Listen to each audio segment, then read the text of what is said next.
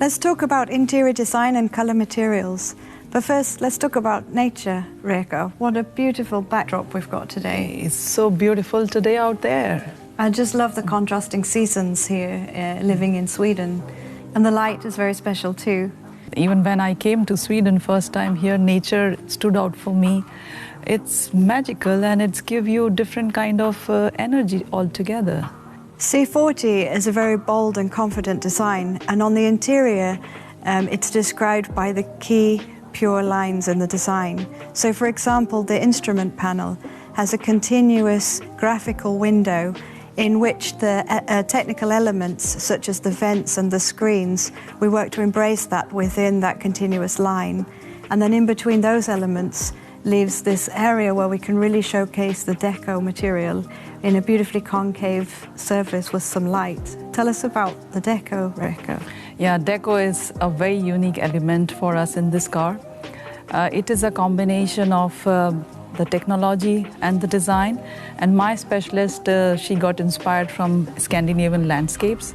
How you see the pattern which has been digitalized and it's unregular and it's abstract.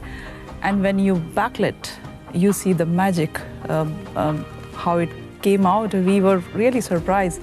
And it really fits very well inside our interior and it gives you a very light feeling. It's a topography graphic where the light comes through the layers, isn't it? It's really beautiful. So other than space and a calm purity, we're also really looking for functionality in the interior. And C40 here has really good examples of functionality. So for example, the door pockets, they're really usefully large due to the fact that the speakers are positioned in front of the instrument panel. The tunnel also has very good functionality. It has the wireless phone charger in the front. It has a small closed storage, as well as two very good cup holders, and even tissues and a place for a trash bin. Super practical. But tell us about the process, Lisa. Yeah, absolutely, because the process that we use is really important to help us feel connected with the space and determine the areas of reach and where the functional elements should be.